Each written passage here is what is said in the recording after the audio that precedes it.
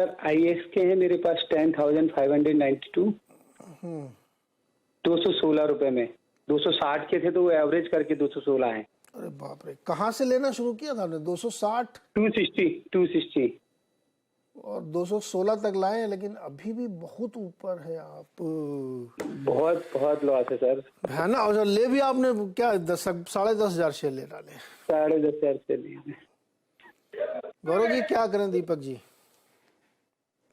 देखिए, जब आप कोई शेयर लेते हैं इसलिए काफी इम्पोर्टेंट हो जाता है कि आप स्टॉप लॉस रखिए, चाहे आप निवेश के लिए ले रहे हैं या चाहे आप ट्रेडिंग के लिए ले रहे हैं। यहाँ पे मैं कहूंगा कि मल्टीपल ब्रेकडाउन्स आए हैं, हमने स्टॉक पे काफी चर्चा भी की है। मल्टीपल ब्रेकडाउन्स आ रहे हैं 150-60 से। अगर आप देखें, आप यही सवाल पूछते हैं, अलग अलग लोगों ने इस सवाल को पूछा था, आंसर वही था कि डाउन ट्रेंड में स्टॉक है।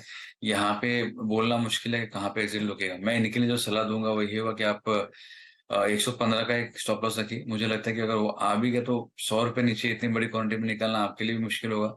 लेकिन फिर भी जो उसका इमीडिएट सपोर्ट नजर आ रहा है वो 115 का है। उसके नीचे गया तो फिर और दिक्कतें बढ़ सकती हैं। स्टॉक अगर आप मंथली चार्ट्स पे देखेंगे तो 21 एक्सपोनेंशियल मूविंग एवरेज कंटिन्यूसली नीचे ट्रेड कर रहा है, जो आ रही है 150 के ऊपर। तो जब तक स्टॉक में 150, 155, 160 की मंथली क्लोजिंग नहीं आती है, इसका रुझान जो है वो वीक ही रहेगा और इसमें बॉटम फाइंड आउट करना मुश्किल रहेगा। तो मुझे लग रहा है कि यहाँ पे सपोर्ट्स अभी 115 के हैं, तो वो सब सारे वो अगर टूटता तो आप एक बार रिव्यू कर लीजिए।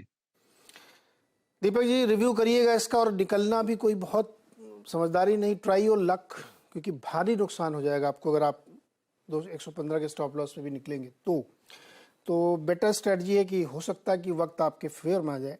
मैं जो भी दर्शक ये देख रहे हैं, मैं उनसे अगेन एंड अगेन रिक्वेस्ट करता हूँ, बार बार रिक्वेस्ट करता हूँ कि सरकारी कंपनियां स्पेशली जो मल्टीपल टाइम्स चल चुकी हैं, 8 गुना 10 गुना हो जाती हैं, उस पर आप प्रॉफिट बुक करिए, उस पर से निकलिए। उसमें री एंट्री करने में मैं नहीं कह रहा हूँ कि बिजनेस खराब हो जाता है उनका, लेकिन वो बहुत लंबा टाइम करेक्शन लेते हैं। IRCTC बहुत अच्छा इसका उदाहरण है, और बहुत सारे स्टॉक ऐसे हैं अभी जो 5x 6x 10x हो चुके हैं। आप फंस सकते हैं उसमें, इसलिए ध्यान रखिए, कभी मत जाइए उनमें। अदरवाइज आप, दीपक जी मेरी सिंपैथीज हैं आपके साथ, आप वेट करिए, होल्ड करिए इसको। गुवाहाटी से प्रवीण जी जुड़ रहे हैं। प्रवीण जी बताइए क्या सवाल है? हाँ नमस्कार, मेरे पास 1,000 शेयर टाटा पावर के हैं, 230 की खरीद है।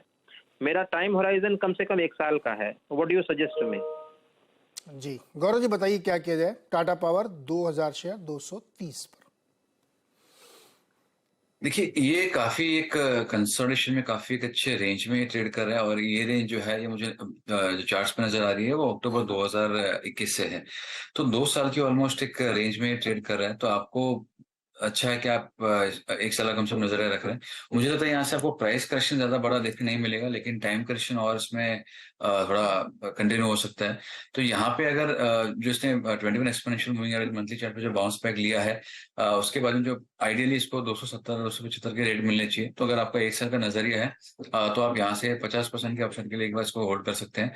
इसको अगर आपको एक अच्छे रूप में प्ले अगर करना है तो मैं समझता हूँ आपको 2 साल का नजरिया रखना चाहिए। इसका कारण ये है कि अगर आप इसके मंथली चार्ट अगर देखेंगे तो एक बात यह है कि वॉल्यूम के साथ में स्टॉक ऊपर जाता है। जो एक गिरावट आई थी 270 से 220 के करीब, वो लो वॉल्यूम्स पे हुआ था। दूसरा स्टॉक जो है मंथली चार्ट्स पे एक classical bullish flag pattern formation ना दे रहा है। ब्रेकआउट फिलहाल होना बाकी है, लेकिन वही अगर 250-60 के ऊपर मंथली क्लोज अगर आती है तो उसका ट्रिगर भी आएगा। तो स्टॉक अगर 2 साल का नजरिया है तो 320-325 के लेवल भी आपको दिखा सकता है।